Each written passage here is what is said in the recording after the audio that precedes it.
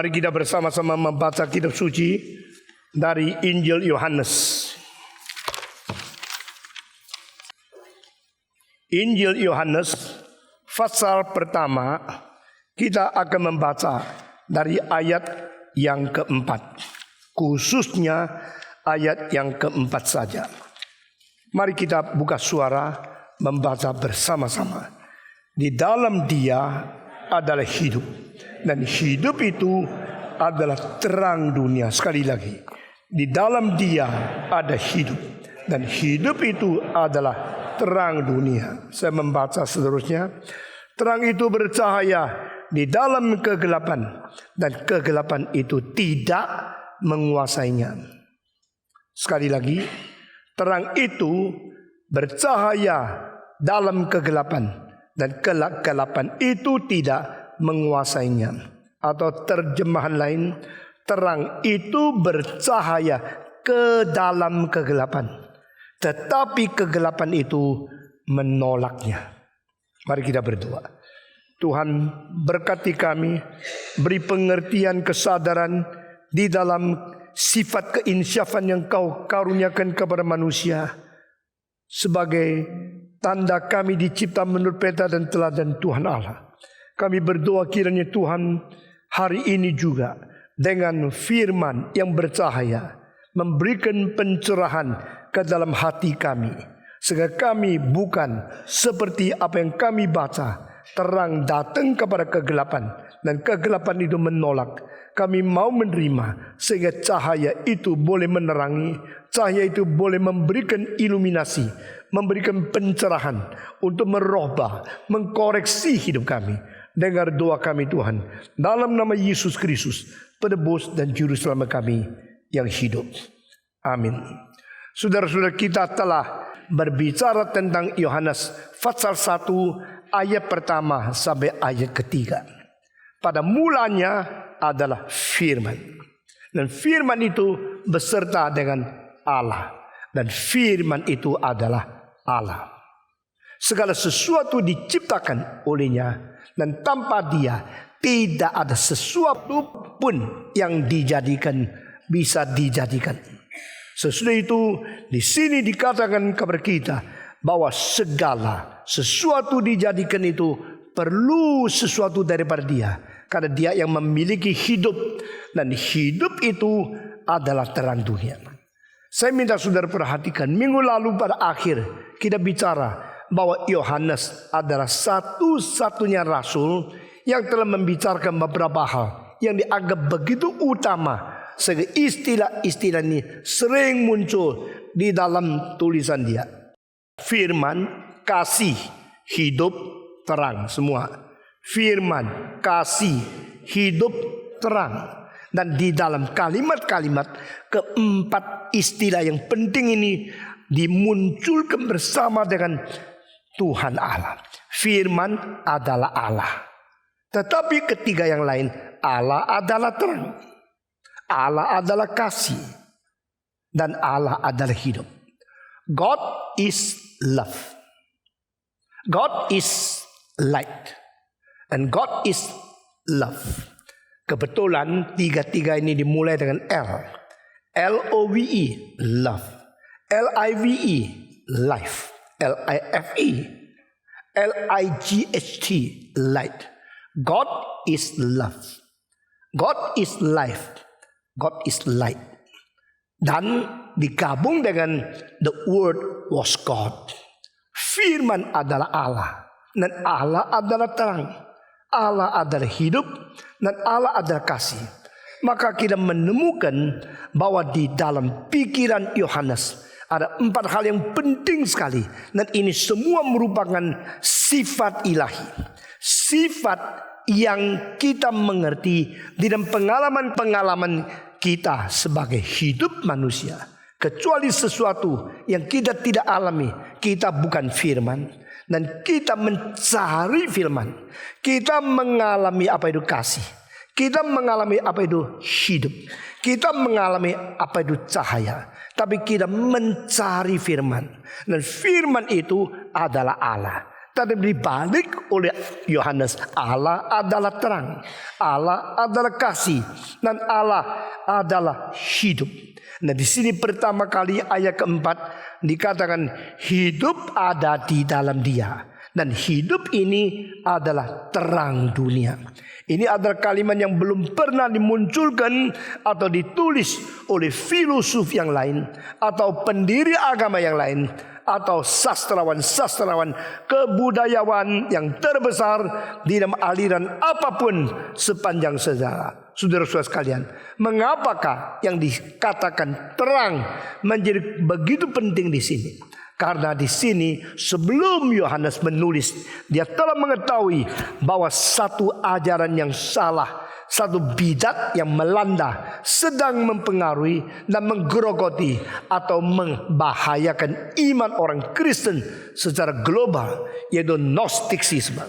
Kita sudah pernah membicarakan bahwa 4 musuh yang menghadapi orang Kristen atau yang dialami oleh orang Kristen pada terakhirnya atau belakangan daripada abad pertama, yaitu sesuatu penganiayaan tak habis-habis daripada kerajaan Romawi, dan kedua adalah filsafat-filsafat yang menghina, mentertawakan, mengejek, memojokkan orang Kristen yang dianggap tidak berbijaksana.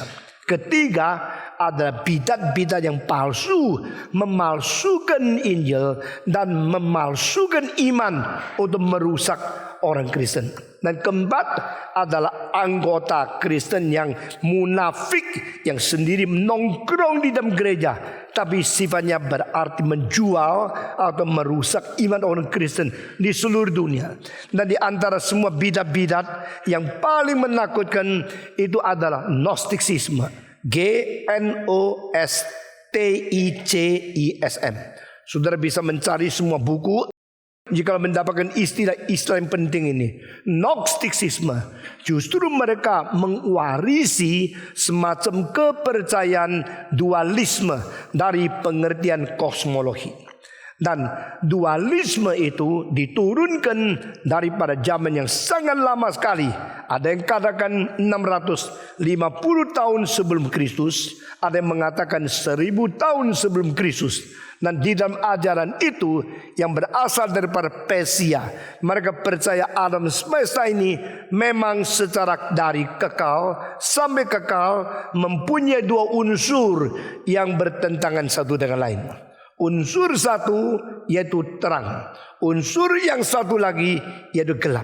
Sehingga terang merajalela pada waktu siang hari, gelap merajalela pada waktu malam.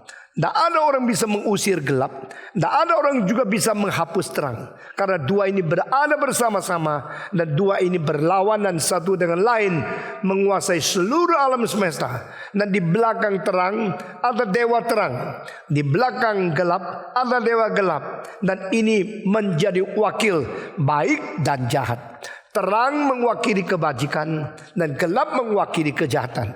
Terang mewakili kejujuran, gelap mewakili kebohongan.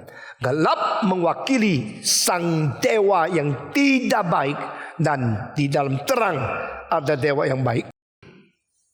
Ajaran ini disebut Zoroasterisme, dan Zoroasterisme mempengaruhi kepada Gnosticisme, lalu juga akan mempengaruhi kepada Manikaisme. Manikaisme timbul setelah 4 abad kemudian, lalu menjadi salah satu ajaran yang paling memberikan sesuatu pengaruh yang besar kepada kaum intelektual.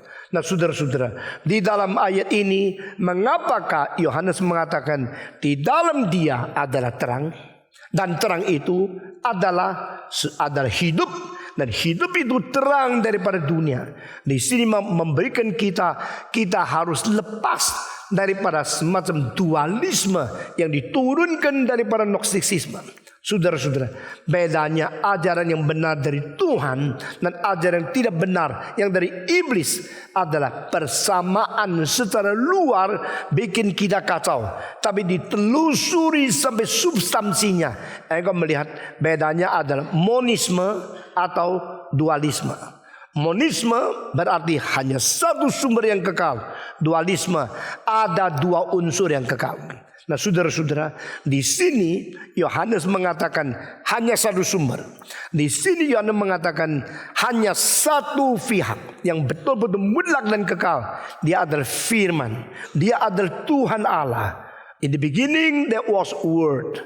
The Word was with God. That Word was God. In the beginning there was only one, bukan dua. Saudara-saudara, makin saya menjelaskan Yohanes, makin saya perlu memberikan pengertian dari begitu banyak sudut untuk sorot ke dalam, sehingga kita mengetahui mengapa Yohanes tulisnya seperti ini. Saya percaya setelah engkau mengikuti penjelasan daripada Injil Yohanes, maka engkau akan menemukan sesuatu hal yang tidak ada pada buku yang lain. Karena Yohanes bukan hanya sekedar memberikan satu deskripsi pengertian tentang firman begitu saja. Dan di sini dia akan mengatakan, in the beginning hanya satu, bukan dua. Jadi terang sama gelap sama-sama ada, dari kekal dan akan berada terus-menerus berdampingan dua pihak sampai kekal. Itu adalah nonsens, itu omong kosong. Dari permulaan hanya satu, dan permulaan itu dia miliki, dan dia yang menciptakan segala sesuatu, sehingga dia sendiri adalah monisme, dia sendiri adalah tunggal. Terang itu ada pada diri, firman itu ada pada diri, hidup itu ada pada diri, cinta kasih itu ada pada diri. Dan diri yang berada dari kekal sampai kekal itu bukan karena dia dicipta, karena segala yang dicipta tidak ada satu yang bukan dicipta jikalau bukan dia yang cipta. Maka dia hanya menjadi satu kemungkinan, dia hanya mungkin sebagai pencipta. Dia tidak mungkin menjadi yang dicipta. Kalau dia menjadi yang cipta, maka segala sesuatu yang akhirnya muncul, akhirnya berada, adalah karena dia mengizinkan mereka berada. Dia sendiri adalah keberadaan yang konsisten dari kekal sampai kekal. Dia sendiri adalah incontingent, self-sufficient, self-dependent existence. Tadi semua keberadaan yang lain yang diizinkan oleh berada adalah karena dia mau menciptakan mereka, baru mereka berada. Apakah bedanya kekekalan Allah dan kekekalan manusia? Waktu kita dicipta menurut peta dan teladan Allah, berarti Allah yang kekal juga memberikan kekekalan kepada kita, sehingga kita mirip dengan dia. Kita mempunyai kesamaan dengan dia. Allah itu kekal, lalu dia mencipta manusia dengan kekekalan. Sesudah itu manusia yang dicipta juga mempunyai kekekalan, sehingga Allah kekal, manusia juga kekal. Tetapi kekekalan manusia sama kekekalan Allah sama tidak? Saya tanya sekali lagi, jangan takut salah jawab. Akhirnya tidak jawab pasti salah. Saudara-saudara, Allah itu kekal. Allah memberikan sifat kekekalan kepada manusia, karena manusia dicipta menurut peta dan teladan Allah. Sehingga kita mirip Allah. Allah kekal, kita juga kekal. Saya mau tanya, kekekalan yang diberikan Allah dalam diri manusia sama kekekalan Allah itu sendiri sama tidak? Tidak. Kenapa? Siapa bisa jawab? Hah? Manusia kekekalannya diberi, Allah kekekalannya ada pada diri.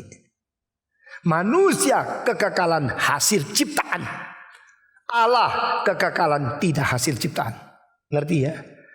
Yusuf membaca ayat kedua tadi, tanpa dia cipta tidak ada yang dicipta. Lalu di situ yang diberikan itu, baru setelah kita diberikan kekekalan, kita mulai ada kekekalan. Tetapi Allah ada kekekalan mulai kapan? Tidak ada. Jadi Allah mempunyai kekekalan yang tanpa awal tanpa akhir. Manusia mempunyai kekekalan yang ada awal tanpa akhir. Setelah hari ini saya menjadi manusia mempunyai peta teladan Allah, saya kekal. Tetapi saya mau tanya, sebelum hari ini engkau ada kekekalan tidak? Tidak ada. Maka bagaimanapun we keep the understanding of the absolute necessity of the qualitative difference between the creator and the creature. Ini semua kalimat yang penting luar biasa. Saudara mungkin sudah hafal atau sudah biasa menjadi tidak biasa. Padahal engkau anggap ini biasa. Sebenarnya dia ada luar biasa. Karena Allah sang pencipta, sebelum dia mencipta segala sesuatu, hanya dia berada. Setelah menciptakan segala sesuatu, baru segala sesuatu berada. Pada waktu Allah menciptakan manusia, satu-satunya makhluk menurut peta teladan dia, berarti yang bisa mirip Allah hanya manusia. Di dalam hal apa? Di banyak hal kita boleh mirip Allah. Di dalam banyak hal kita mempunyai sifat seperti Allah. Tetapi saya ambil satu contoh saja. Allah itu kekal dan kita itu juga kekal. Kalau begini kita sama dengan Allah? Tidak. Karena kekekalan Allah berasal daripada dia sendiri memiliki kekekalan. Kekekalan kita ada diberikan oleh Allah karena dia mau memberikan. Maka kekekalan Allah adalah self-sufficient, self-existing, self-eternal, self-incorruptible eternity. Tapi kekekalan diberikan kepada kita adalah kekekalan ditambahkan, kekekalan yang berasal daripada Tuhan, dan kekekalan yang mempunyai permulaan. Maka kekekalan Allah tanpa awal tanpa akhir. Kekekalan manusia adalah kekekalan yang berawal tetapi tidak berakhir. Sebelum awal kita diberikan kekekalan, kita bukan saja tidak mempunyai kekekalan, kita sendiri tidak exist. Kita sendiri dia tidak pernah ada di dunia. Itu sebab bagaimanapun hebat, bagaimanapun kita tinggi, kita harus tetap berbakti, bersembah sujud, memuji, memuliakan dia, karena dia adalah sumber dari segala sesuatu yang dikaruniakan. Dia adalah sumber ciptaan dari segala sesuatu yang diciptakan. Itu dengan demikian kita masuk ke dalam ayat keempat, kita langsung menemukan perbedaan antara pengertian universal di dalam kosmologi dari orang Kristen dan Gnostisisme. Saudara-saudara, semua khotbah ini untuk anak-anak yang muda yang masih bertajam sekali pikirannya. Engkau harus bersyukur dan minta Tuhan memberikan kesadaran pengertian ini sebelum engkau menjadi tua. Nanti kalau sudah tua engkau tidak peduli kekal dah kekal, tidak peduli awal dah awal. Pokoknya anak cucu saya selamat. Pokoknya saya sabar dari hidup enak-enak. Saudara-saudara, mari kita memikirkan dulu.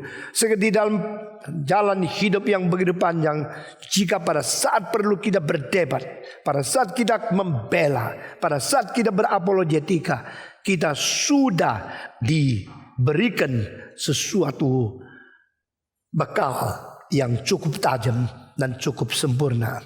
Itu sebab saya berdoa seumur hidup dua hal saya tidak akan membuang atau tidak akan melalaikan. Pertama, mencapai kaum intelektual setajam mungkin. Kedua, mengabar Injil kepada anak-anak yang berpotensi sebesar mungkin. Dan ini dua saya kerjakan. Ini semua sesuai dengan apa yang janji kepada Tuhan. Meskipun aku sudah tua, beri aku dua hal ini tidak saya lepas. Tetap mendekati kaum intelektual dan memberikan equipment, melengkapi mereka menjadi laskar Kristus. Dan terus mengingat akan anak kecil untuk mempersiapkan potensi untuk zaman akan datang. Saudara-saudara, ayat keempat muncul satu kalimat seperti tidak hubungan dengan ayat pertama, seperti tidak relevansi dengan ayat kedua.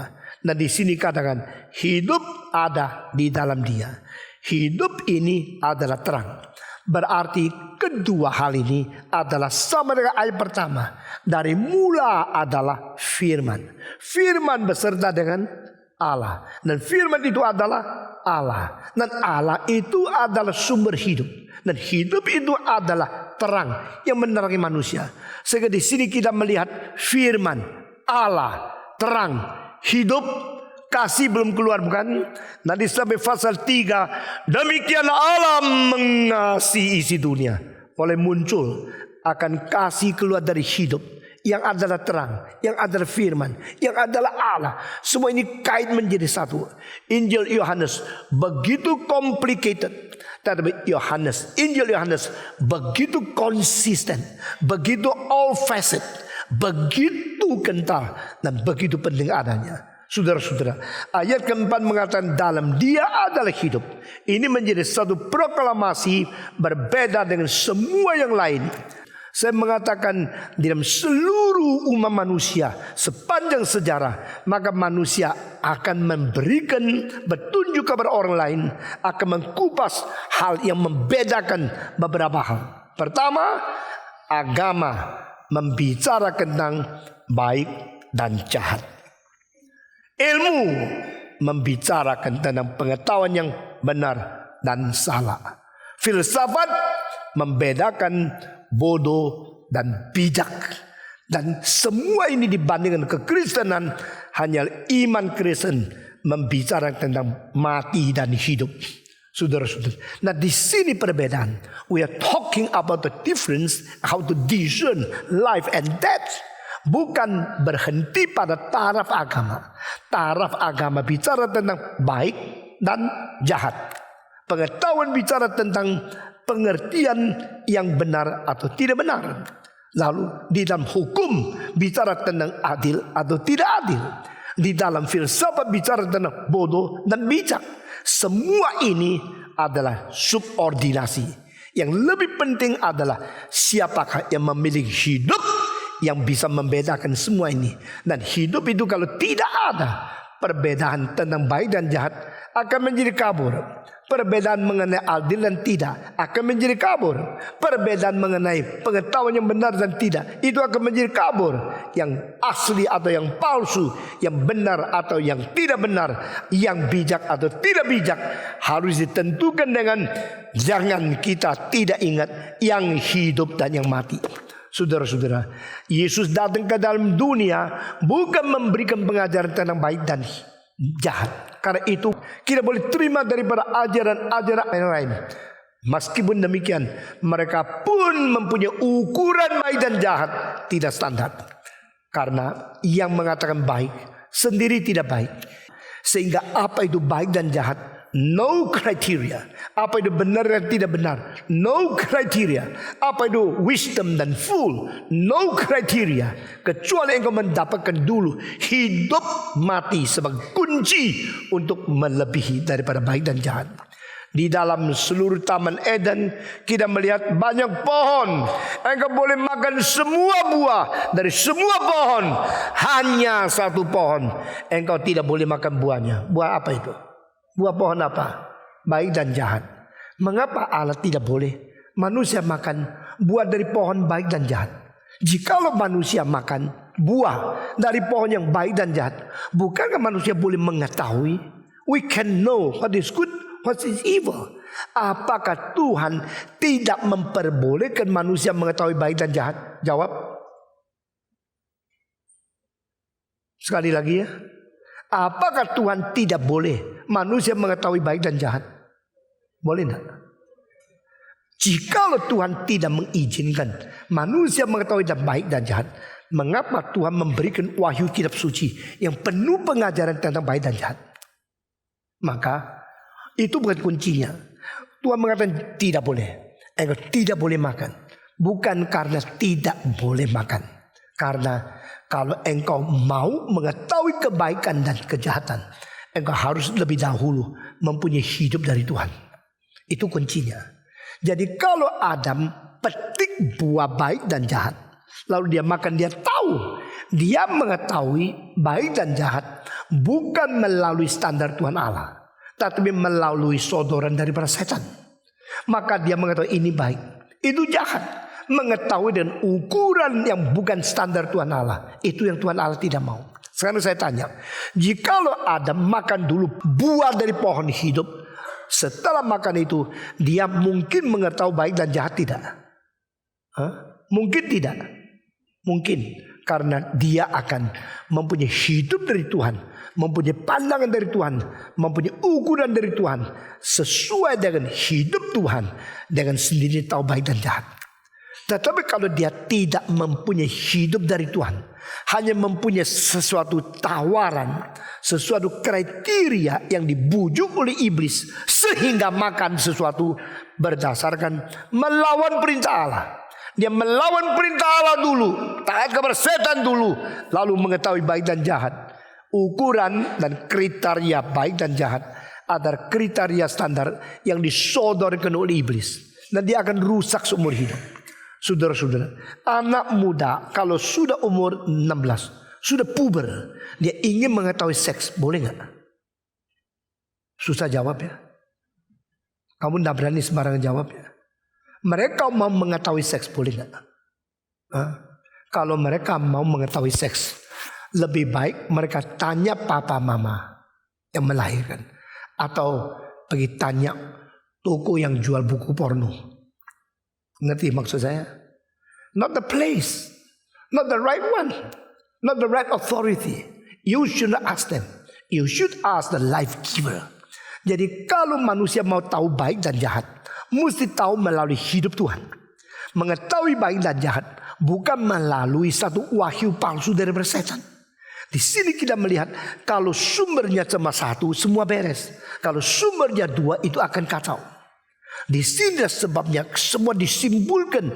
Yohanes mau berbicara sama orang Kristen sepanjang sejarah, karena Allah itu hanya satu dan sumber hanya dari Allah. Maka segala sesuatu dari Allah dan wahyu Allah itu benar. Ada banyak orang tidak mau sumber satu. Dia mau sini comot sedikit, situ tahu sedikit, sana tahu sedikit. Akhirnya makin lama makin kacau. Ada nyonya-nyonya yang suaminya kaya, dia tidak usah kerja banyak, maka dia mempunyai kesempatan kebaktian di sini, kebaktian di situ. Setiap minggu ikut kebaktian karena ingin mau tahu loh, karena pembantunya banyak. Lalu 20 tahun yang lalu di Jakarta, saya berkata, kamu nyonya-nyonya yang kebanyakan waktu suka keliling ikut kebaktian, kamu kira imanmu makin kuat, engkau akan makin lama makin kacau. Karena apa? Bukan kita tidak boleh orang pergi tempat lain kebaktian, silakan. Tapi saya kasih tahu kabar, di Indonesia banyak gereja yang makin maju, makin tidak ada dasar. Banyak gereja yang pemimpinnya mentafsirkan kitab dengan pengertian yang sangat salah. Lalu engkau mengikut kebaktian di sini sana, dengar terus sini sana, makin kacau balau. Karena apa? Engkau mempunyai sumber banyak. Nah, kalau sumbernya adalah kebenaran itu sendiri, itu adalah Tuhan Allah.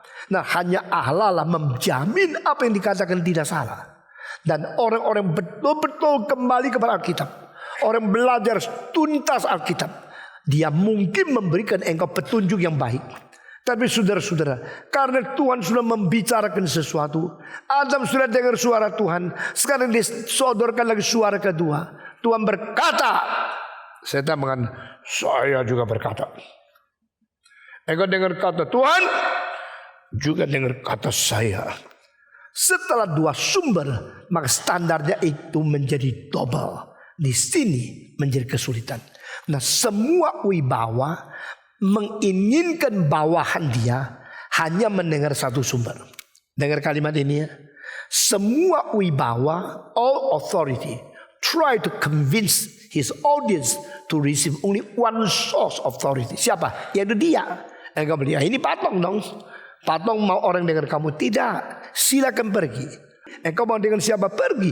Silakan pergi. Tapi saya berkata kepada saudara, engkau harus mengetahui hanya satu sumber, monisme. Itu yang menjamin kebenaran. Dan sumber itu adalah firman Tuhan. Karena firman beserta dari Allah. Dan firman itu adalah Allah.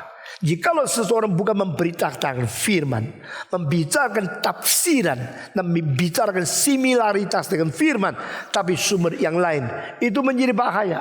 Saudara-saudara, Yohanes di sini mau bicara kepada semua orang Kristen segala zaman bahwa hidup ada di dalam Dia, dan hidup itu adalah terang, dan hidup dan Allah dan firman dan terang mulai menjadi satu. Ini hanya ayat keempat.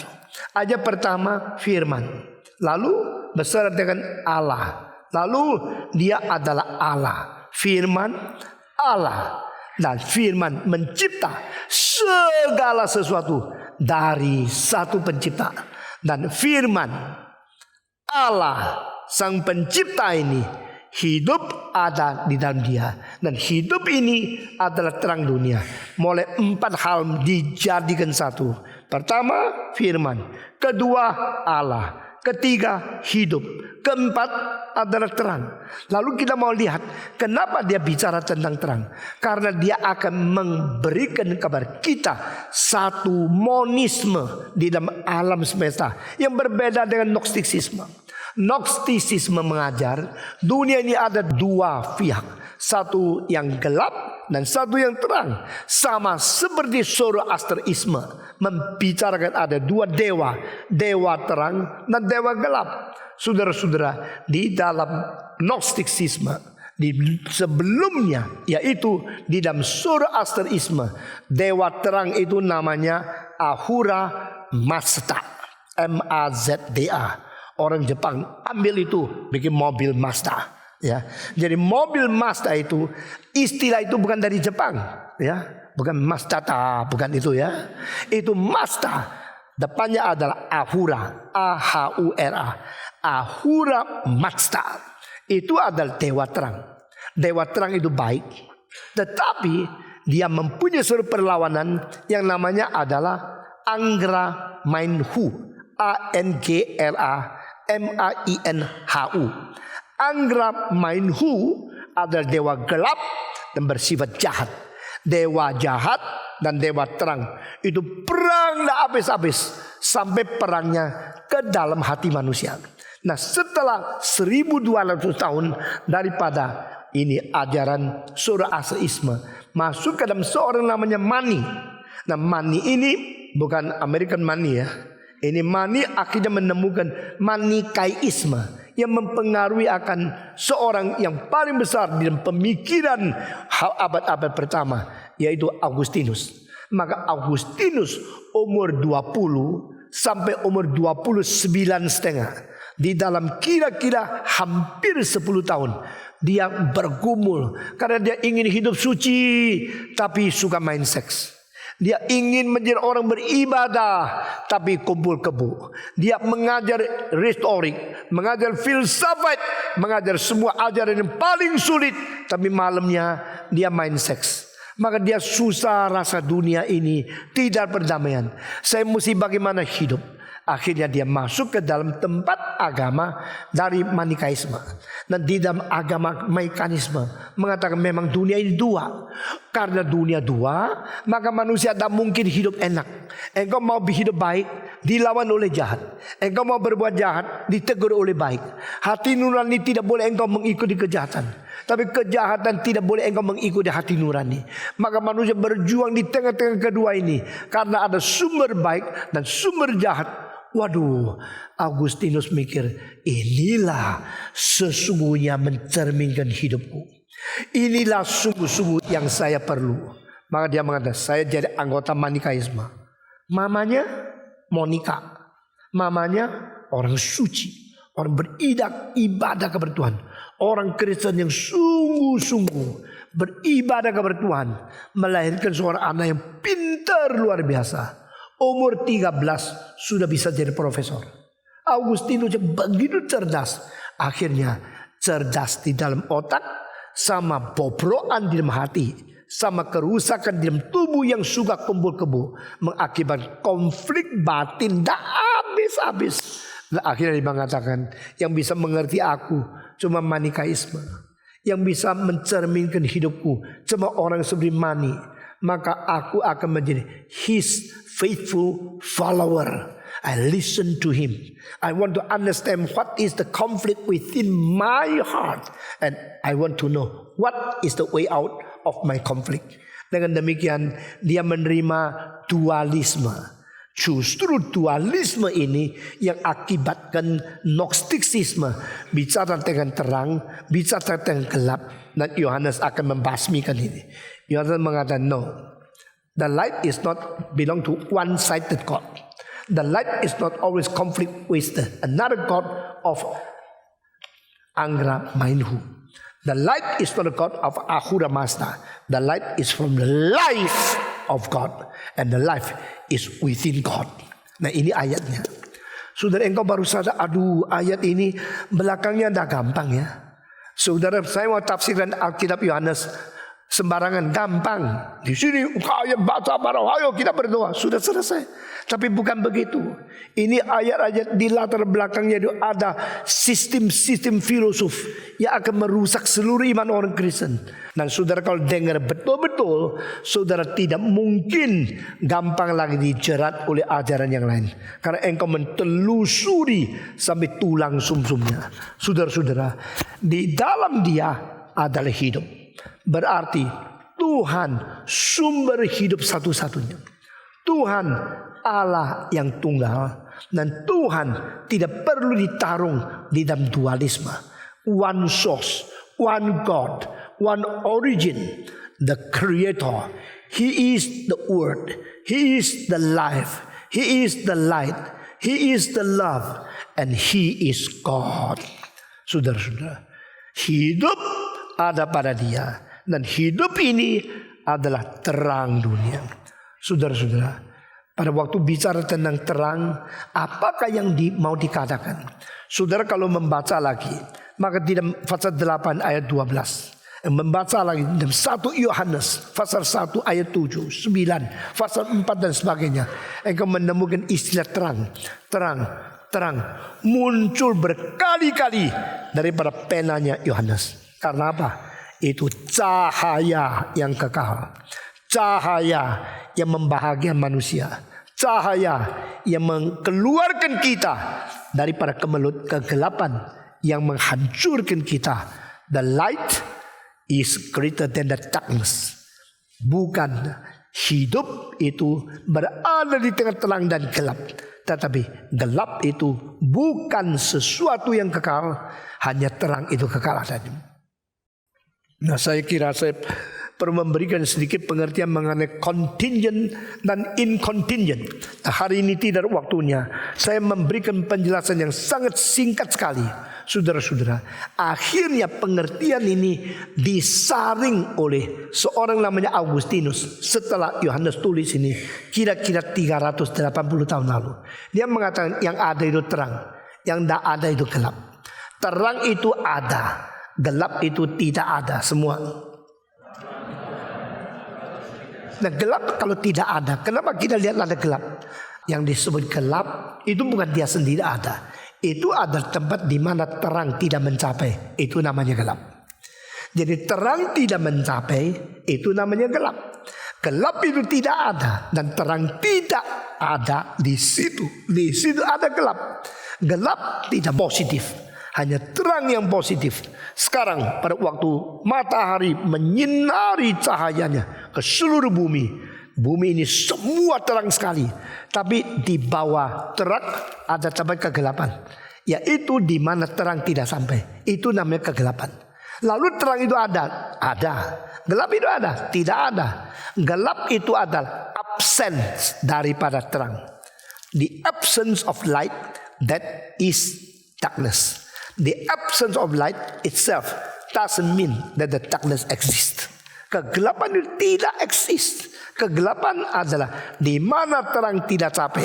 Maka Augustinus tidak memperbolehkan mempersamakan dosa dengan realita kebenaran. Dosa adalah absensi dari kebenaran. Gelap adalah absensi dari terang. Kalau demikian, gelap dipersamakan dengan terang, no way. Gelap boleh bertarung dengan terang, no way. Gelap menjadi dewa, no way. Karena sumbernya cuma satu. Kalau sumber cuma satu, lalu dosa dari mana? Kegelapan dari mana? Ini meruncing terus, bisa bikin kita setengah gila. Tapi sebenarnya yang tidak tahu sudah gila. Maka perlu dari gila menjadi setengah gila, baru besok menjadi tidak gila. Itulah sumbernya dan itulah tugasnya. Bagaimana menerangi bagian-bagian yang tidak terang, supaya kegelap itu pergi. Saudara-saudara, saya mau tanya, terang berapa cepat adanya? Siapa tahu? Saya sudah pernah khotbah di sini kok, waktu dulu ngantuk kali ini. Terang ada kecepatan tidak? Ada. 1 detik berapa? Cepat. 300.000 kilometer. Jadi terang. 1 detik. Ya, 1 detik. 300.000 kilometer. Dari sini sampai mana? Sampai Washington cuma 20.000 kilometer. Sini sampai Moskow cuma tidak sampai 11.000 kilometer. Sini sampai London tidak sampai 13.500 kilometer. Sini sampai Jakarta hanya kira-kira tidak sampai 1.100 kilometer. Terang itu 1 detik 300.000 kilometer. Berarti apa? Terang bisa, kalau bisa putar, terang tidak putar ya. Kalau bisa putar, dia bisa keliling dunia ini 7,5 kali 1 detik. Terang itu ada cepatnya. Mulai kapan? Mulai orang namanya Foucault. Lalu diteruskan daripada orang namanya Huygens. Dari orang Perancis, orang Belanda. Menghitung menemukan kira-kira tahun 1850 sekian. Sampai pada abad ke-20. Zamannya Einstein. Membuktikan itu hitungan tidak salah. Kira-kira 300.000 kilometer 1 detik. Nah sekarang saya tanya, kalau kita gedung ini semua dikunci tutup blackout, ya, saudara tahu ada korden yang blackout, ya, ada korden yang bisa ngintip-ngintip, ya, ada korden yang sama sekali blackout, tidak mungkin ngintip, mata bagaimana gede itu hanya kelihatan gelap toh, itu namanya blackout. Lalu seluruh kamar ini ditutup sampai tidak ada lubang, lalu kita buka lampu, ceret, nyala, ya kan? Waktu begitu lampu keluar, gelapnya kemana? Saya tanya, lu jangan melotot lihat saya dong. Waktu saya nyalain lampu, ceret, tadi gelap sekali. Begitu lampu keluar, gelapnya kemana? Lari kemana? Lalu terang itu datang dengan kecepatan 300.000 kilometer. Berarti gelap juga melarikan diri 300.000 kilometer. Dia lari kan? Ini sampai di sini dia sudah tidak ada, kan begitu kan? Tetapi kalau kita mengatakan terang itu 1 detik 300 kilometer, saya tidak pernah baca buku maka gelap melarikan diri juga 1 detik 300 kilometer. Yang ini aktif, yang itu pasif. Yang ini bercahaya, beremisi, yang itu lenyap. Nah itulah yang dimengerti oleh Alkitab apa? Hidup menelan kematian. Wah saya kagum luar biasa. Mengapa Yesaya bisa mengatakan gini? At the time the life will swallow up the death. Hidup menelan akan mati. Saya mengertinya terang menelan akan kegelapan. Dan terang itu exist positively. Gelap itu the absence of terang. Maka di sini dikatakan dalam Dia adalah hidup. Puji Tuhan, Allah adalah Allah yang hidup. Allah adalah Allah yang sejati. Dan hidup Allah adalah sumber kehidupan kita. Dan di dalam hidup itu adalah terang menyinari kita. Saudara-saudara, kadang-kadang engkau sudah tidak ada way out. Ekonomi sulit, kekasih sudah mati.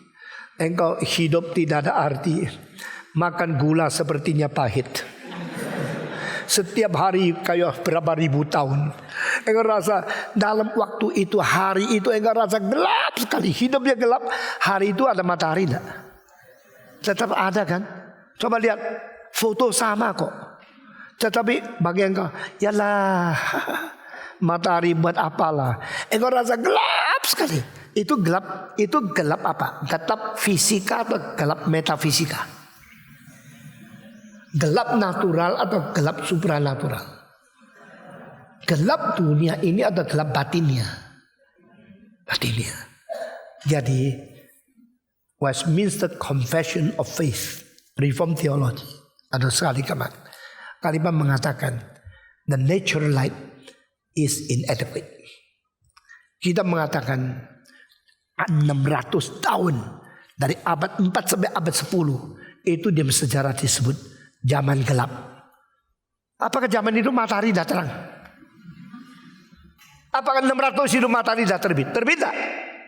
Kenapa sebut namanya zaman gelap? Kita mengatakan di antara 7 benua, benua Afrika, benua yang gelap.